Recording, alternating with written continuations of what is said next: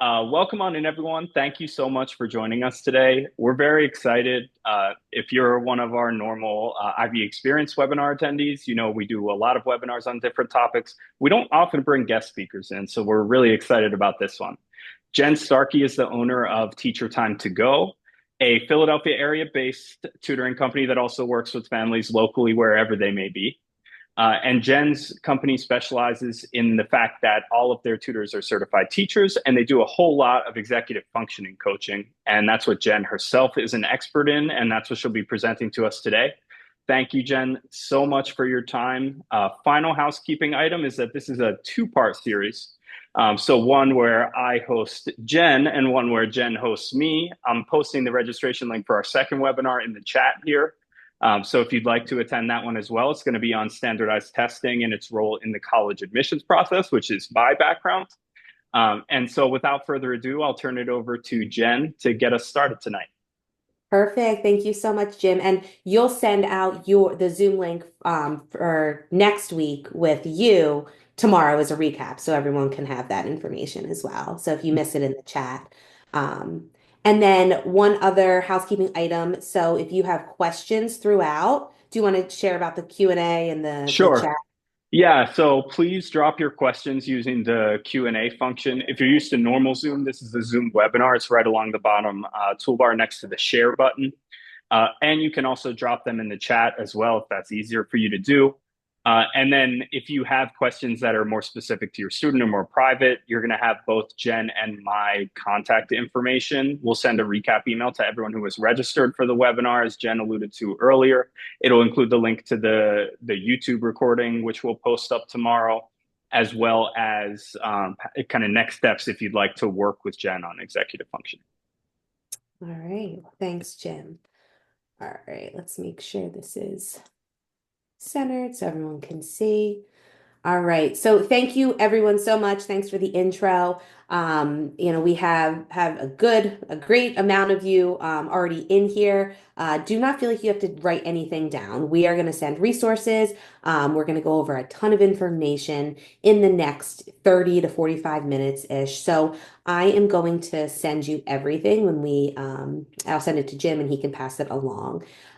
So my goal here is to make this presentation as meaningful and relatable to you as possible.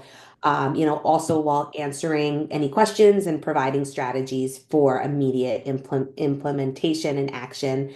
If you take one thing away from this workshop, that's a win. So, consider yourself taking the first step in the direction to kind of understand what executive functioning is, what it isn't, and how you, as a parent, or if we have some students on here, how you can take control of that learning. And most importantly, you are doing an amazing job. Being a parent is the hardest yet most rewarding job, and your kids are so lucky to have you. So thank you so much again for your time. So, just a quick slide about myself. I, wanted to share with you my why. Here's a little picture of my family, my husband Ben, and our 20-month-old daughter Sophie. Everything I do is for them and to, be the best version of myself for her, for my husband, and for our community.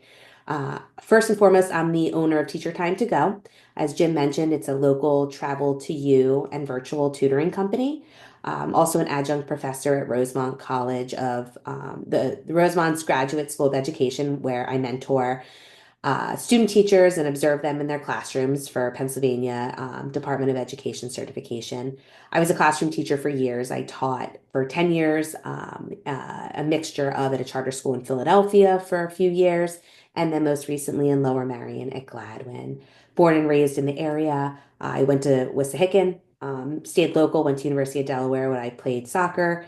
And I'm not going to bore you with my certifications, but as you can see, I'm a lifelong learner. I do want to highlight one thing in here. I've taken multiple executive functioning workshops and recently received my executive functioning certification through the Coaching Academy. So I am a certified executive functioning coach. In my free time, I enjoy exercising, house project, mostly watching my husband do house projects, reading, entertaining at our home, and spending time with family and friends. So here is a quick overview of the topics we're going to be discussing this evening. We're going to start with just a simple definition of what executive functioning is and what executive dysfunction is. So you can see the EF and the EDF. I'm going to quickly touch on some brain functions and how executive functions develop over the years. Then we're going to break down the 8 major executive functions with some examples and strategies for immediate action. Then I'm going to share with you how Teacher Time to Go can help with individualized support, some different workshops and assessment options. And last, I'll go over a few resources, student materials, parent books, best practices for you. So, I'll include that as links. And at the end, I'll leave some time to answer any questions that you have. As Jim mentioned, if there's a specific question that you don't want to bring up, totally fine. You can email us at any time directly. So that's the overview. Um, so by now, you have heard of the term executive functioning. If you hadn't in the past and just got the email from Jim, consider this your lucky day because I'm going to give you a full overview of what it is. But it's the latest buzzword in education. And while it recently has gained quite a bit of attention, executive functioning has really been around forever. I've heard so many definitions of executive functioning over the years, but the one that I go with is the simple answer. The skills we use every day to learn and work and manage daily life. So you can think of this term as the skills required to execute tasks, aka their life skills. So this is not taught in class, but teachers, want kids to have these skills. So my hope is that, by setting you up with some introductions and setting a firm foundation, you'll be best able to recognize and evaluate and help your child. So, first and foremost, executive functioning it's something needed at every stage of life, as early as the toddler stage. You can recognize children following simple directions through middle school when completing assignments independently, through high school and juggling busy schedules, and then into adulthood as well. It's really something that is needed throughout your life. Next, it's developed with practice and repetition. Executive functioning is not something that can just be heard once and then expected to be fully grasped. It needs to be explained and modeled and practiced and reflected on to show improvement and success. And lastly, executive functioning, all the executive functions that we're going to talk about, they're interconnected. So you're going to see in our upcoming slides that there are 8 major executive functions that we focus on, and they're all intertwined in some way or another. So, on the other side, here's some common myths that I want to debunk. So, first, executive functioning is not laziness. It could be if your child would rather watch TV than get their homework done, but many times the lack of motivation is due to low executive functioning skills, which produces negative emotions towards completing a task. So, we'll get to the root of this as we proceed. Also, executive functioning is not acting out. So, as a classroom teacher, there were so many parent-teacher conferences where parents would say to me, "Oh, my daughter doesn't do that here. They do that at home." So, a lot of times, executive functioning skills present itself as irritable or oppositional behavior, either in school or at home. Um, and executive functioning is not genetic, it's not hereditary, but it is learned behavior that directly correlates to their environment. So this is why, many parents may think they pass this along, but this is not the case. So children learn by being exposed. So this is the classic nature versus nurture debate. I'm not going to get too much into that, but it's not like a child is born with low executive functioning skills. And lastly, it's not your fault. So I want to reiterate that while you may think, oh, this is how I am, of course my son is going to misplace his items. That's how I do things. Just know it's not your fault, but it is your time to learn some strategies to help and support. So on the slide before, we went over what executive functioning is. Here we're going to go over what executive dysfunction is. So just as the name suggests, dysfunction is when things are not in its place. Executive dysfunction is when you have problems with your executive function skills.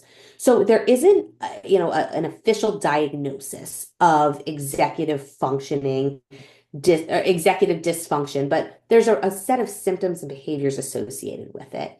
So the reason that executive dysfunction is not a diagnosis is because it can be caused by a variety of conditions. Most prevalent is ADD or ADHD, and very commonly just simply the lack of exposure to proper executive functions. So I'm going to give you a minute to just read over these scenarios of different, ways that executive functioning can present itself. So I'm sure at least one or two of these have rung true to some of you out there. And, as a classroom teacher and as a mom now, I'm seeing these already. Difficulty making deadlines. I mean, that happens at every stage of life. We're late to daycare almost every day. We got to get out the door. Not remembering things. That's a combination of, myself and my husband's lack of organization, you may say, on Monday mornings when things get busy. So I'll give you a sec to finish that up. All right. So I wanted going, what we just talked about, I wanted to share with you some common situations that may arise and what you see versus what you don't see.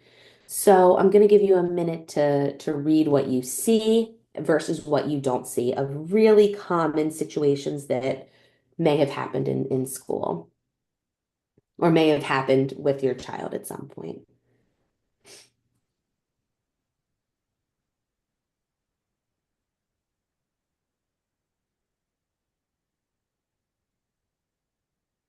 So the first one, what you see is, your child refusing to do their homework. It's 7 p.m., your child's refusing to do their work. What you don't see that is that your child may be struggling with the material and having issues with working memory. The next one, what you see is your child missing the bus when you have an important meeting to get to. What you don't see is that your child is trying to remember what time the bus actually comes. They may be struggling with time management. And the last example, what you see is that it's Friday in the winter before a long weekend and your child left their jacket at school.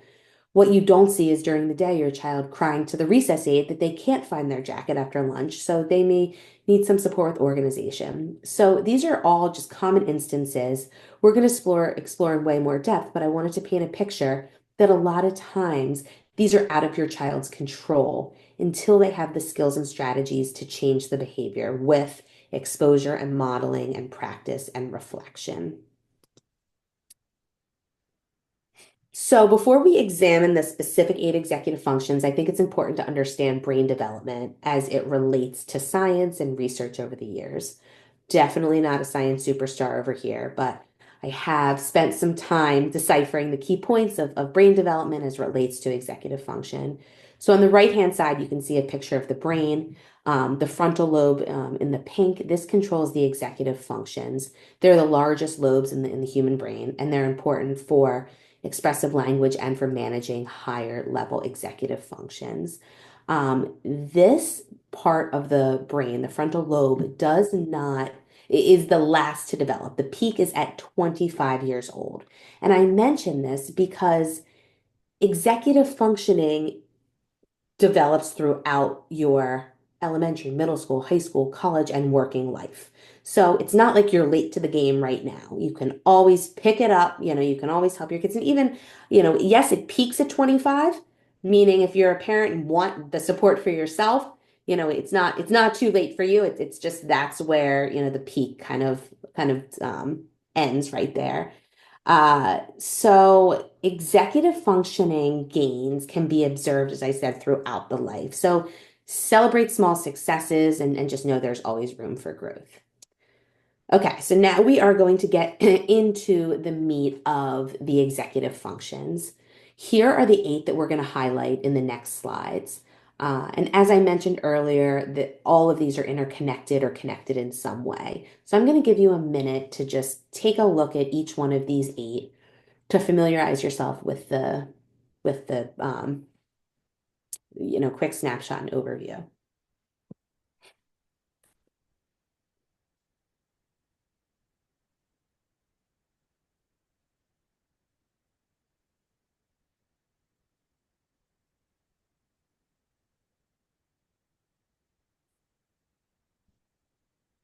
So these eight up here, they're made there. I know for a fact that there's other executive functions that people may talk about, but these are based on what our clients request, and what we feel are areas that can be immediately helped, with intervention support. There is no order for these. So it's not like, okay, we need to teach planning first, and then we need prioritizing, and then we need goal setting. These are just up here kind of based on what we get in terms of requests. But just know there's no, pathway for these. A quick question, Jen. Is there an order that you see developmentally these executive functions start to come online for st children of a certain age? Oh yeah. So that's a good question. What we really see, so the self-regulation right here, like how to temper your emotions and act appropriately, this is something that you can see in the toddler ages. This develops as you mature, and it looks different as you get older and have different expectations, in different social settings. Goal setting is something that middle school and high school students, particularly are focused on, making a sports team, applying to college, setting those short-term and long-term goals. Planning and prioritizing, these are also middle school, type skills. Working memory, is, I would say, like high school or college. That's the hardest one to really focus on, because it's that next level thinking, and we'll get into that. But yeah, that was a good question. All right, so here's the first, and as I said, I'm going to send you this overview of executive function, so you have that. And then the next eight slides are we're going to go into the specifics of each one of these eight. So the first one is planning. Planning is best understood as the ability to figure out how to accomplish goals. So there's typically four steps to planning, as I want to share those as a support strategy. So the first one is determining the goal, then gathering the information, writing down the steps to make a timeline, and then assembling the materials. So when we make a plan, the first thing we need to decide is what is our goal? What is the end result? And as I said, these are all interconnected. So planning goes really much hand in hand with goal setting as well as task management. So for step one, determining a goal. So you're going to determine what you are going to try to accomplish, and you want to be as specific as you can. For step two, now that you know what the goal is, we should decide what kind of information we need and how to find that information. The next step is to write down the steps and decide what order things should be completed in. Making a timeline or writing down dates and times, that we hope to complete these specific steps can be helpful in keeping track with our goals. And finally, we can look at our plan and determine what materials we need to complete this. So we should make sure we have everything we need before we put our plan into action. So, the biggest thing with planning that I want to reiterate is this is not the act of doing. This is all the pre-work that goes in before you actually start. So, planning, can look so many different ways. Some people write things down, some people, have to-do lists, some people, make graphic organizers, but this is not the actual act of doing. This is the pre-work. So planning, I like to think of as pre-work. The next is prioritizing. Prioritizing can be best understood as arranging tasks in their order of importance and working through them logically to accomplish a goal. So many times we have a lot of things to accomplish and get done. Prioritizing means deciding which activity is the most important activity to complete first. It does not mean that the other activities won't be accomplished. It just means that this activity is being prioritized. It's more important. It needs to be taken care of first. So this can look like making a list, identifying deadlines, and evaluating the urgency of and importance. When we prioritize, what I always tell my students and as a teacher when I had, a class of students is make a list and write down as much as jot down as many things as you can possibly think of on your list, and then go back and number and order and prioritize. So I work with a couple high school students right now, and we meet on Mondays, and we go over all of the assignments for the week. And what we do is we go through each subject and we, have a graphic organizer that we use. It's just one strategy.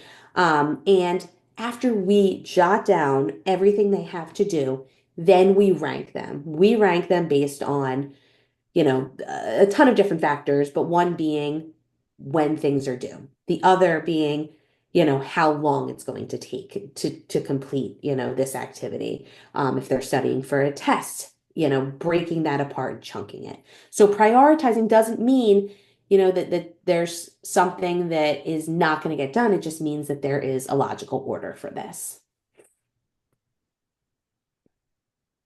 Next is goal setting. So, goal setting is defined as identifying the desired outcomes and developing a plan for achieving them. So, this looks like capturing the big picture, clarifying the length of the goal, and identifying potential barriers and obstacles along the way. So, like to highlight this is as an acronym, and it's called SMART. So, you can see on the right hand side, SMART. S is specific, M is measurable, A achievable, R relevant, and T time bound. So I want to go over an example to have this make sense. And I do this with my students a lot where we pick a goal and then we break it apart and we, get to the meat of it, expand on the goal and make it as specific as possible. So let's say we had a goal to run a mile. The first thing I would say is this specific?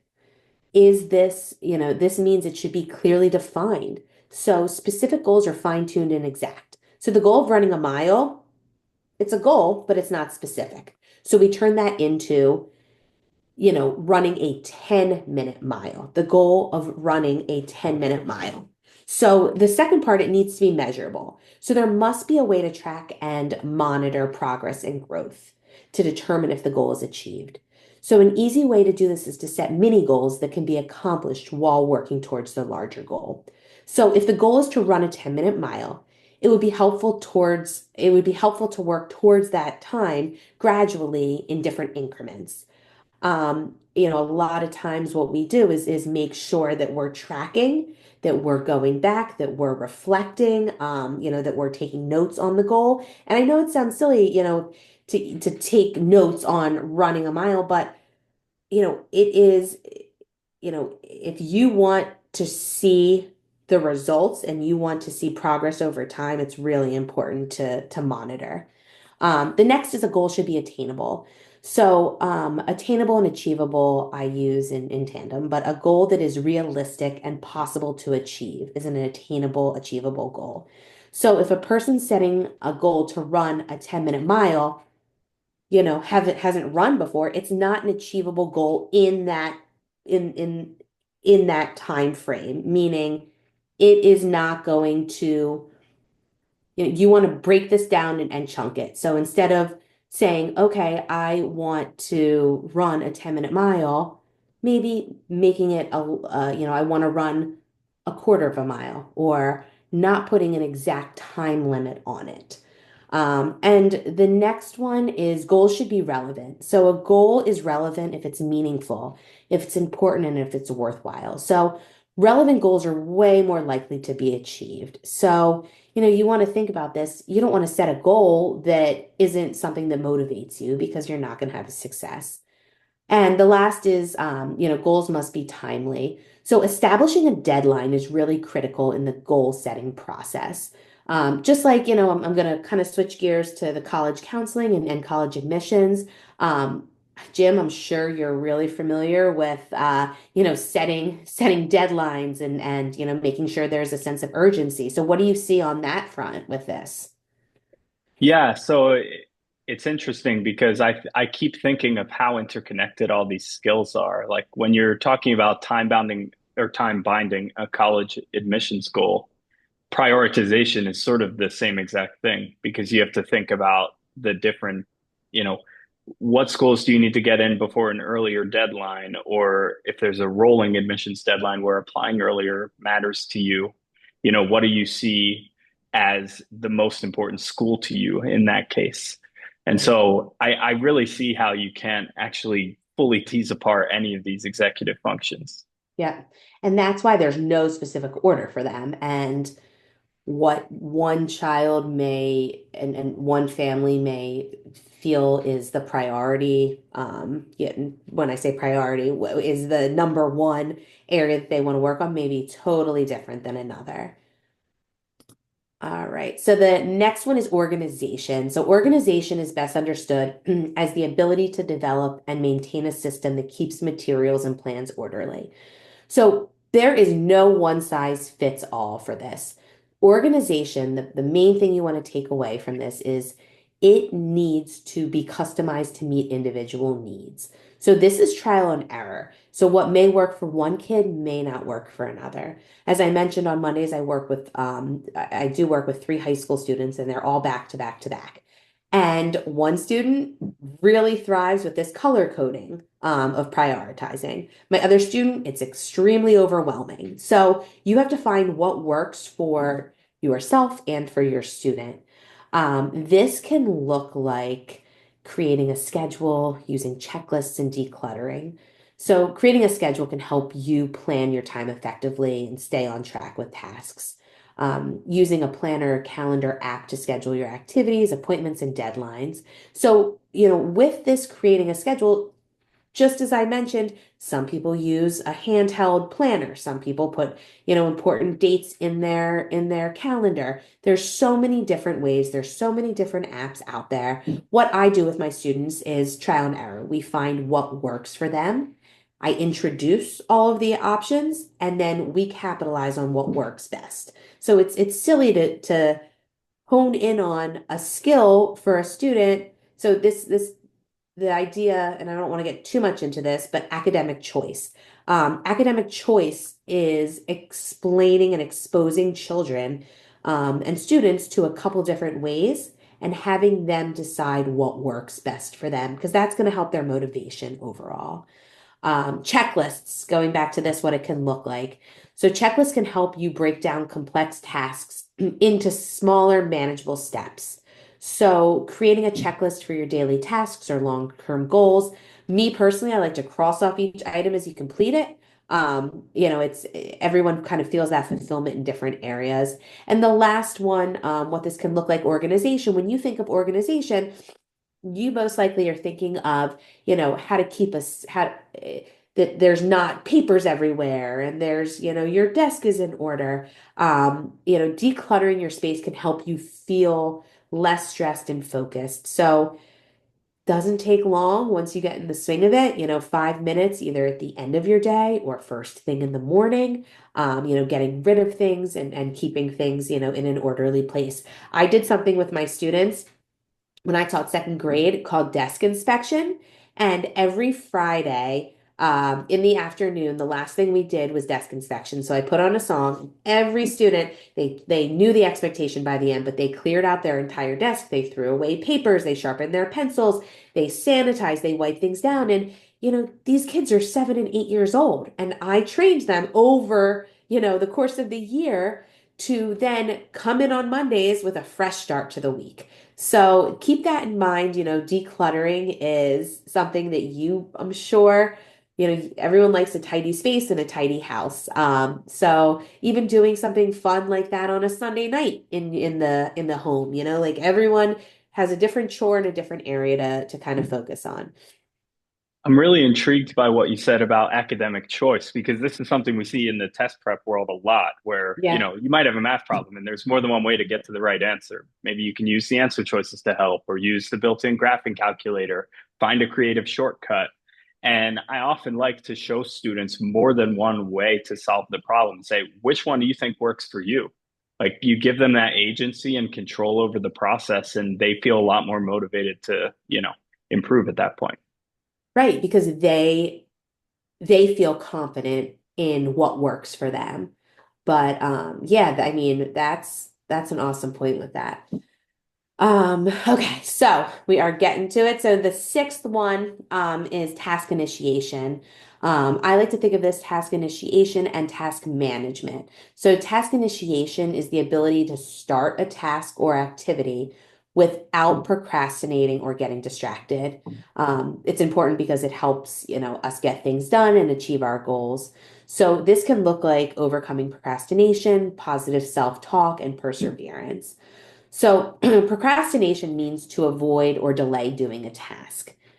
There's so many reasons why we might procrastinate. Maybe we're afraid of failing. Maybe there's something better we'd rather, be doing.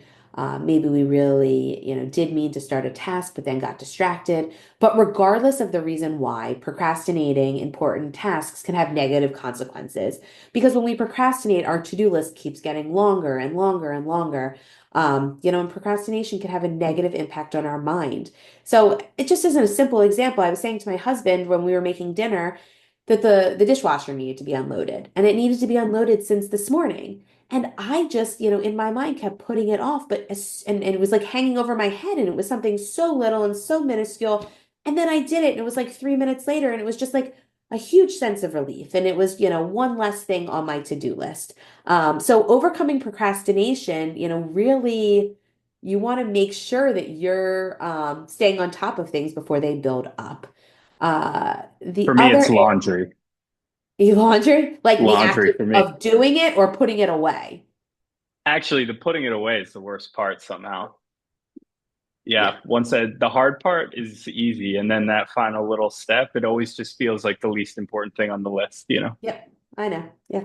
So we all have these little things that we procrastinate doing. But, positive self-talk, that leads us to the next one. Like it's extremely helpful coping skill for improving task initiation.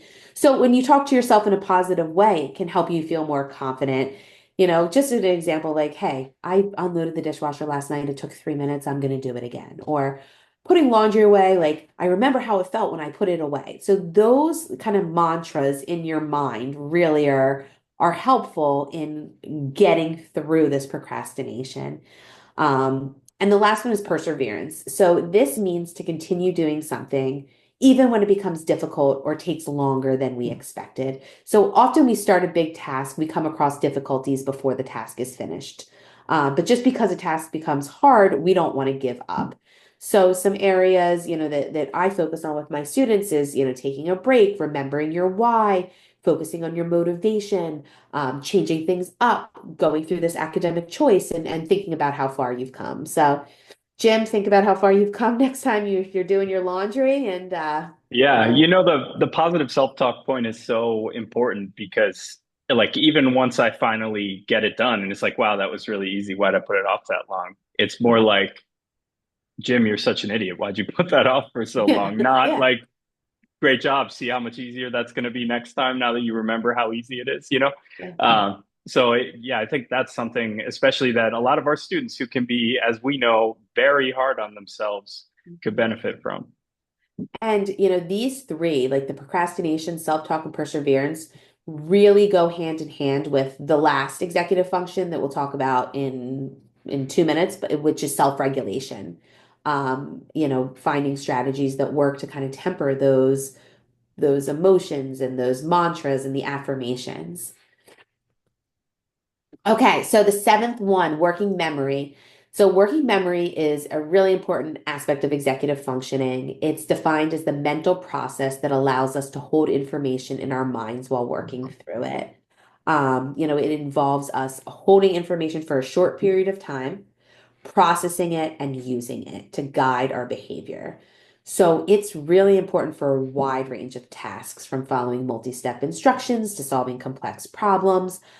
In my opinion, it's the most complex of them all because it requires critical thinking skills. And Jim, I'm sure you see this, I'm sure your test prep company has tons of strategies, for this exactly, right? Yeah, I would say annotation is the other big one that I don't see up here. But when you're Okay. taking a standardized test, like underlining keywords in the paragraph to so that you recall what you read better when it comes time to answer a question about it and things like that. Sure, sure.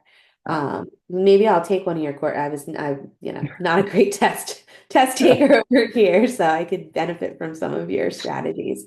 But what this can look like is repetition, visualization, and association.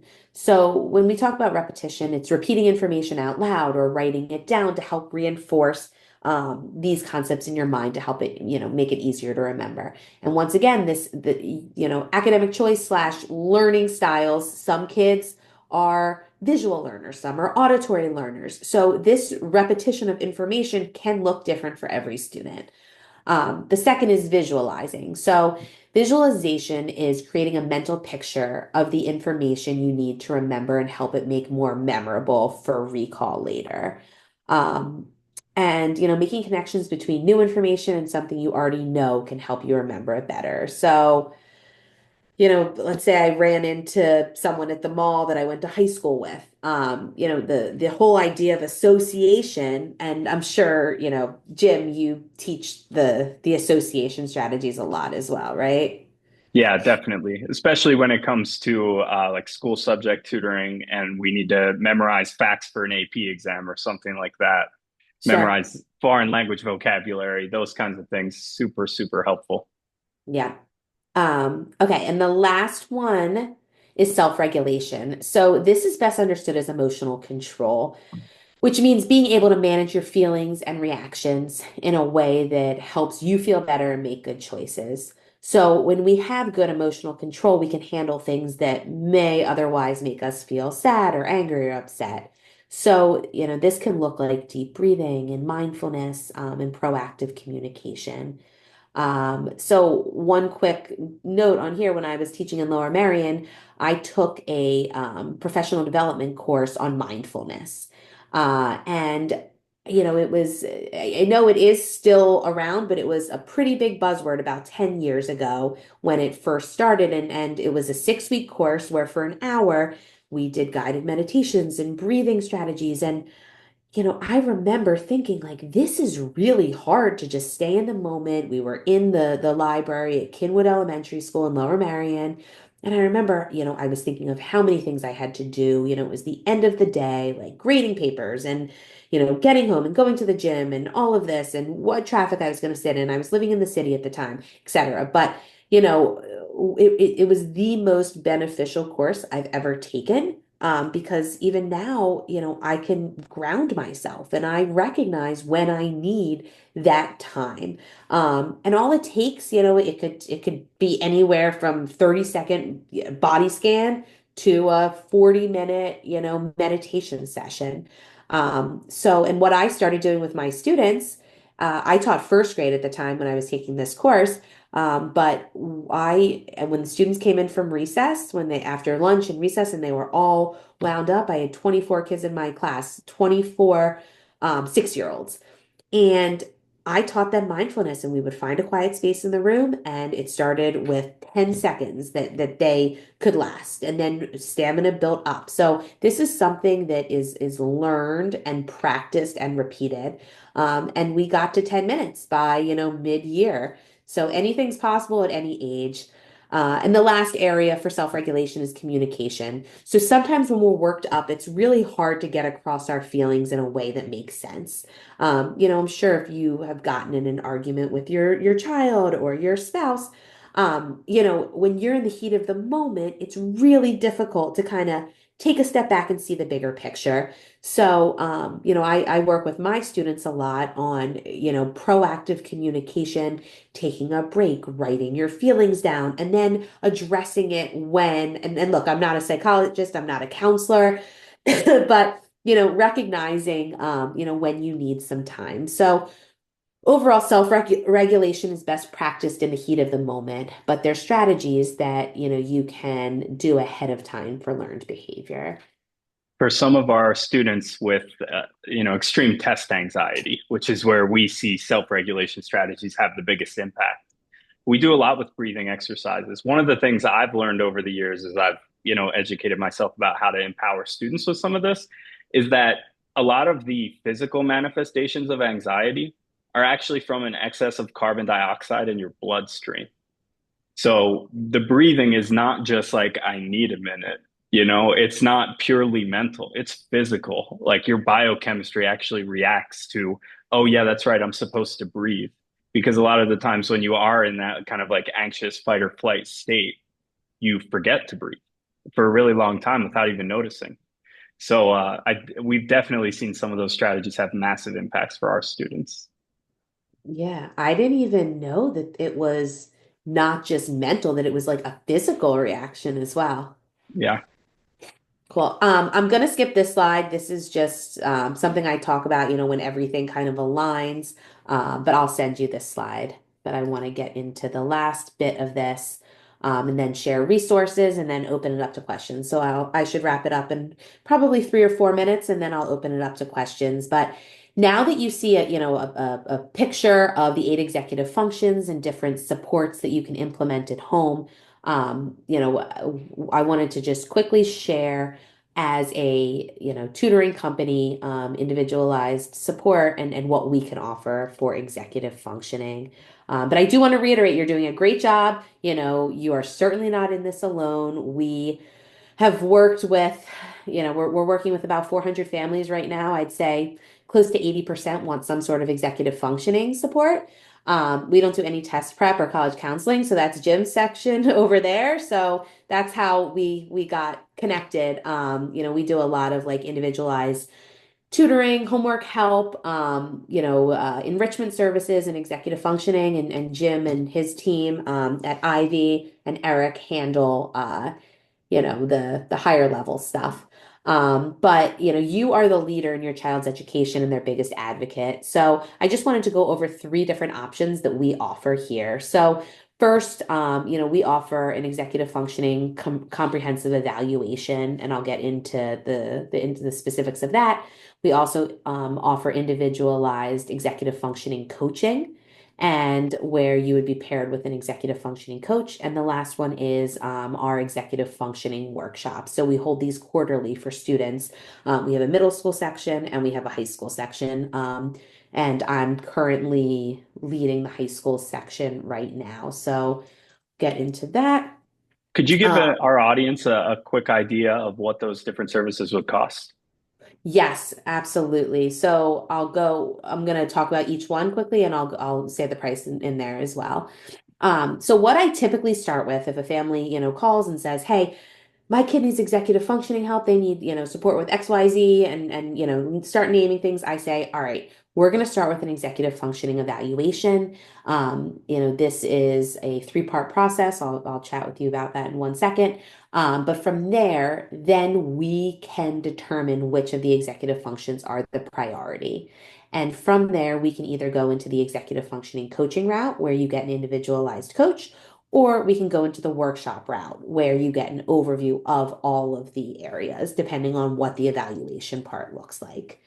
So, this is the executive functioning evaluation. I'm sorry, executive functioning evaluation. It is called the BRIEF, BRIEF. It stands for the Behavior Rating Inventory of Executive Functioning.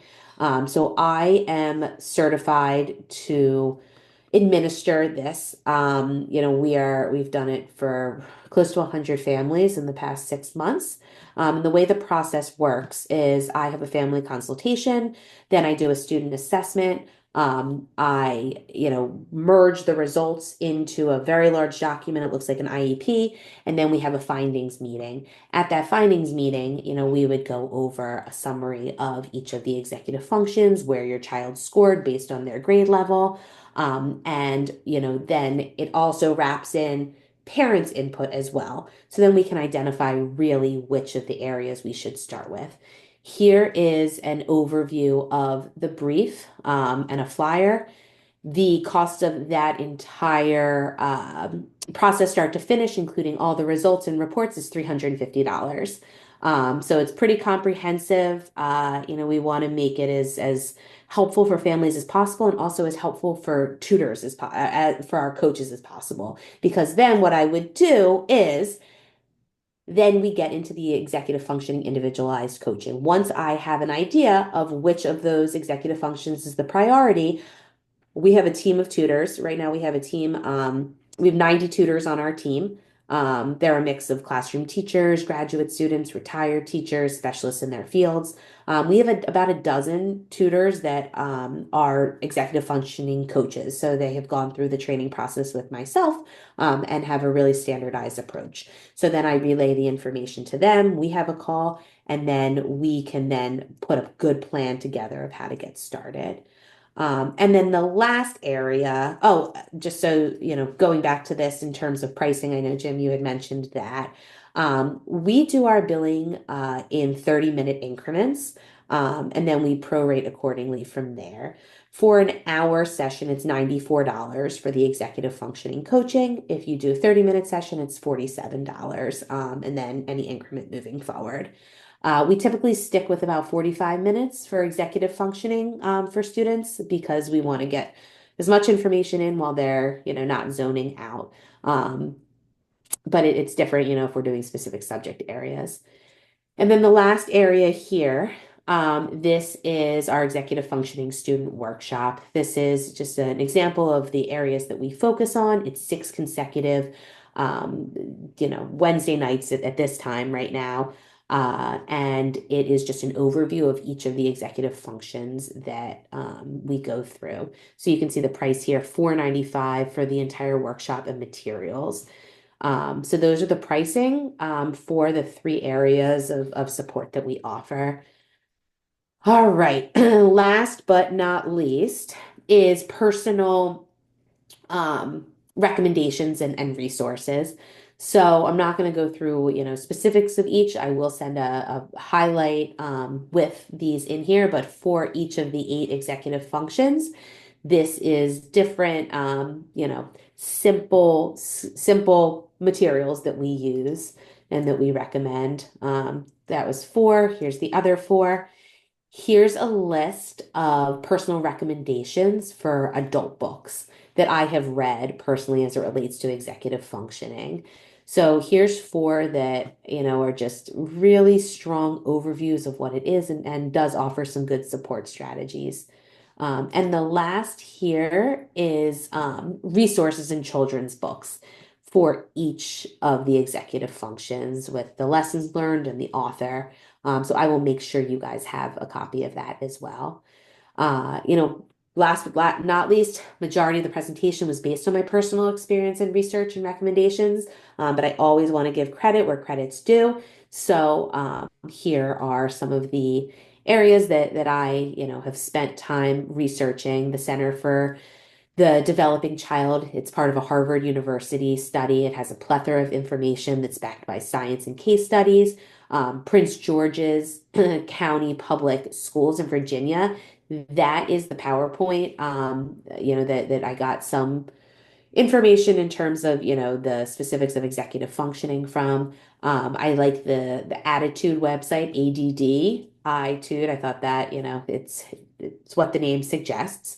It's a special education component and highlights, throughout their entire site. It's wonderful. Pathways to Success, they specialize in executive functioning, tons and tons of resources. If you have heard of Teachers Pay Teachers. We use that a lot for getting materials as well. I do like to create a lot of my own materials, but also, if there's resources out there that if it's not broke, why fix it? And if people have put the time into developing, a specific skill or a specific lesson, I always want to give that a try as well, and tweak that, the best we can. And yeah, so that's, oh, New York Times articles in there. That was about brain development. And Q&A. So, that wraps up the presentation portion. I appreciate all of you guys joining. You can message me directly, you can message Jim directly, you can ask questions if there's any in the chat. And then tomorrow, Jim is going to email you highlights from the presentation with my contact information. And, once again, thank you so much for your time and attention. If you need anything executive functioning wise, definitely, reach out to me, head to our website, whatever you need, even if you just want to understand what we do and what we offer, go to our blog. We have tons and tons of resources on there as well. And I'm happy to have a, free consultation and call with any family.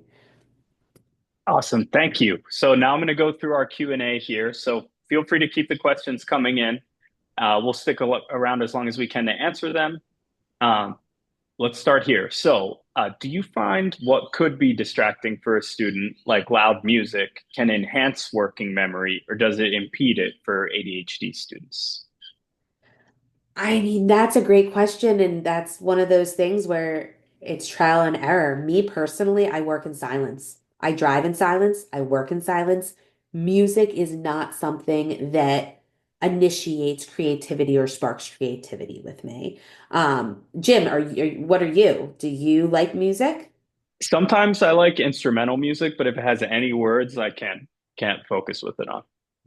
So, I think there's a ton of different thoughts behind that. I mean, classical music and yeah, music that doesn't have words, like a lot of times is like calming and soothing and helps people reiterate. I mean, the difference between ADD and ADHD, the hyper part of that, um, could play a part also. I do not have enough science background in understanding like the musical and like linguistic part of things. So I wish I could be more helpful with that question. I can look into it for you for sure and see if there's any case studies and stuff.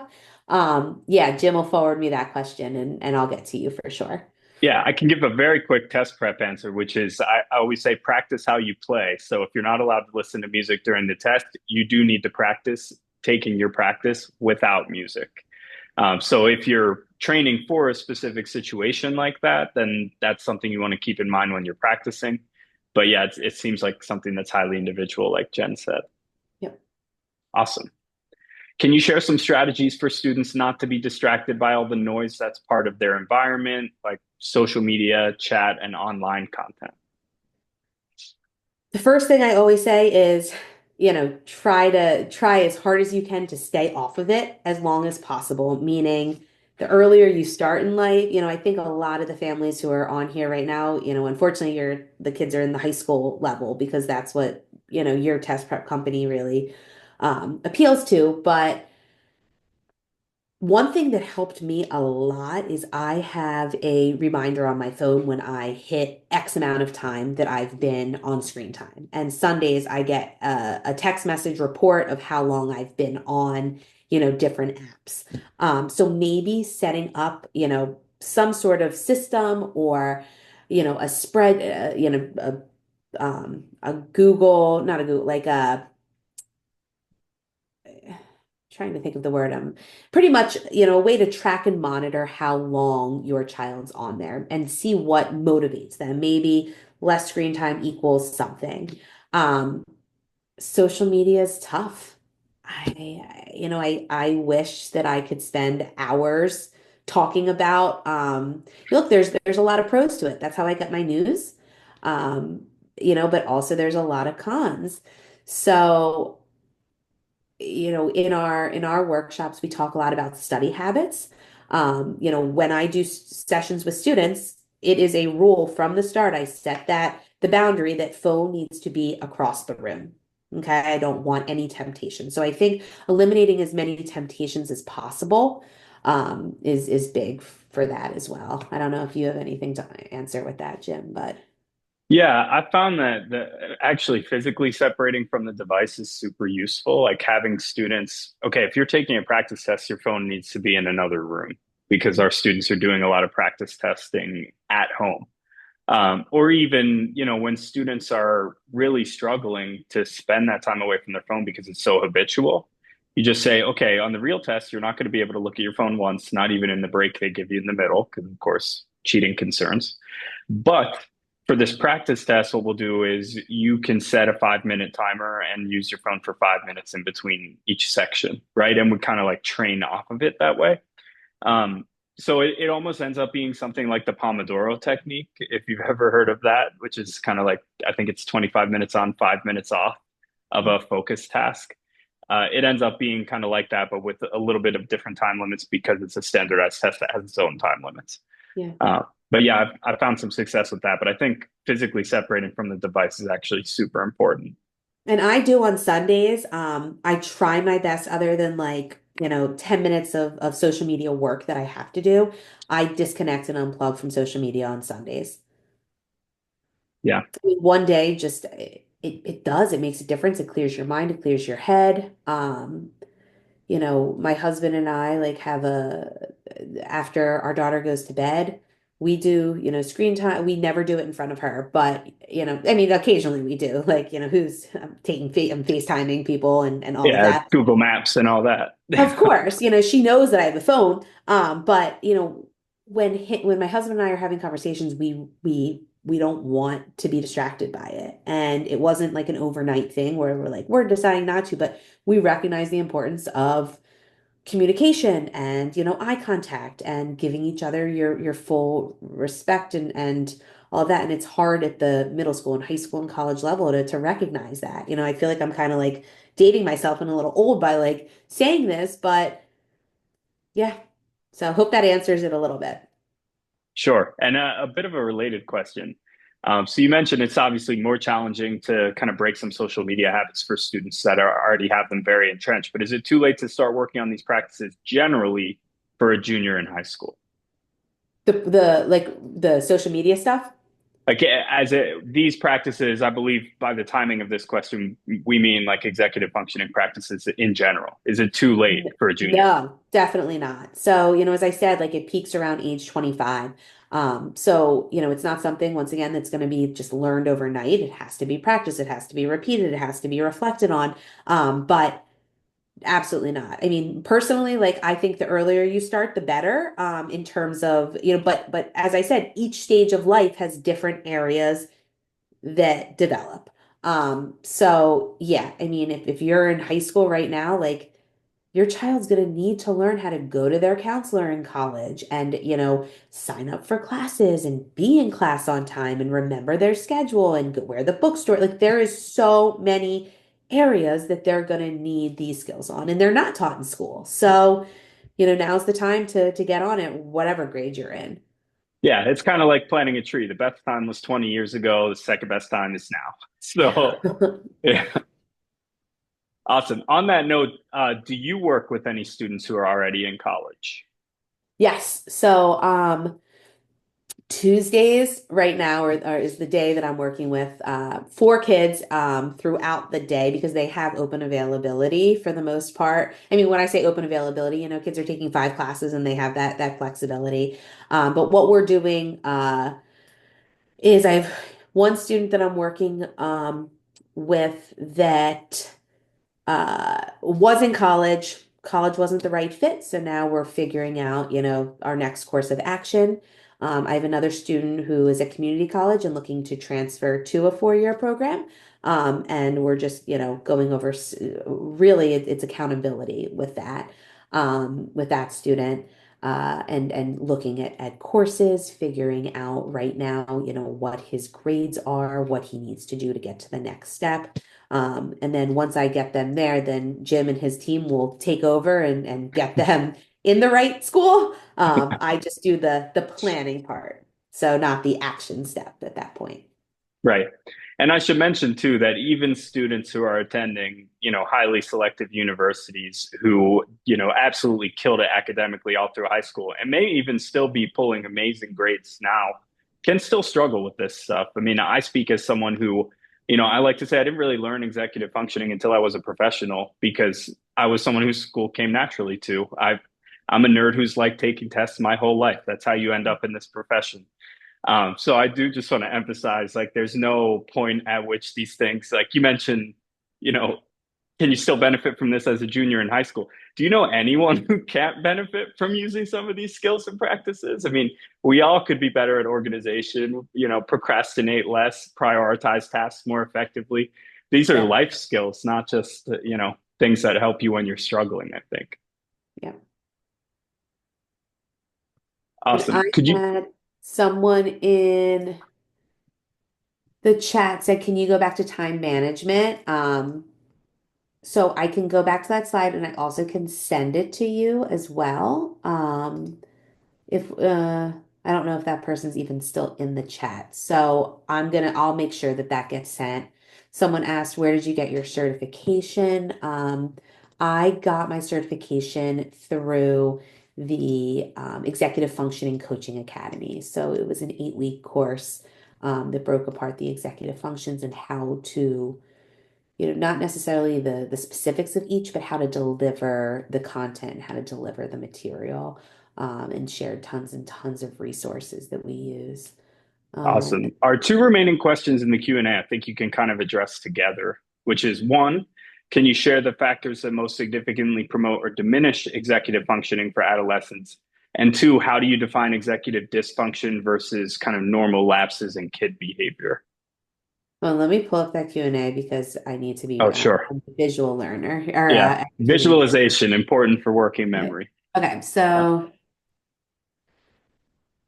so can you share the factors that most significantly promote or diminish executive functioning for adolescents? So, the biggest factor I think is the attention aspect. So having, either ADD or ADHD, which I think at this point, I think the numbers like 60% are and you can correct me if I'm wrong, I can get the exact numbers, but everyone's brain is in so many different places right now, and pulled in so many different directions. So the factors I think that most significantly, promote or diminish executive functioning is A, the ADD, ADHD aspect, and B, not being taught these and having, just teachers and yeah, teachers expecting kids to learn this or to know this already.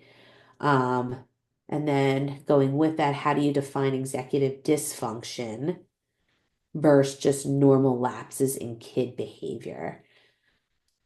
So that's really developmental. Every kid progresses at different ages and different stages of life. If you see that it's repeated behavior, then it would most likely fall in the executive dysfunction if you're not seeing growth and progress as, they're getting older, or if they're being taught it multiple times and it's kind of going in one ear and out the other, it could be executive dysfunction. So it's really a case by case basis, but the biggest thing I would say is if you're not seeing improvement with repetition, then I would view that as the dysfunction aspect. Awesome. That's all of our questions. Thank you, everybody. Sorry. One more came in through the chat actually while we were talking. Uh, would EF tutoring cover study strategies? My ninth grader thinks she understands the material but struggles with tests. We're wondering if she needs help finding better ways to study. Yes, so study skills and study strategies and study habits is part of the executive functioning workshop that we lead. Also, when we do the brief, the evaluation, that will specifically identify if there is a need. Study habits, I have tons and tons and tons of resources. So if whoever asked that question wants to send me an email, I have a Google resource, Google folder, with tons and tons and different like tips and tricks. Awesome. And a final question here. Are the workshops divided by age group? Yep, so good question. So yes, we do a middle school section and we do a high school section. Middle school, fifth grade to eighth grade, and then high school ninth grade to 12th grade. We just switched. We did add. It used to be sixth grade to eighth grade was middle school, but Lower Marion is now the fifth graders. Are now in middle school, so we wanted to add those in. We are working on developing an elementary workshop for kindergarten to fourth grade students. It may need to be broken up a little more, like K to 2 and then 3 to 4. But I'm working on that because we've gotten tons and tons of requests for that as well. Awesome. Thank you. And if any of you come up with questions right after we end the call here and you're like, oh, darn it, you have our contact information. We'll be emailing you all tomorrow, so you'll be able to respond to that. Thanks again for joining us. Hope you can join us next week as well. And hope you all have a great night. Thank you so Yes, much, this Jen, for this fun presenting. duo will be here next Tuesday, so That's right. we'll see you soon. Can't wait. All right. Good night, everybody. Thank you. Night.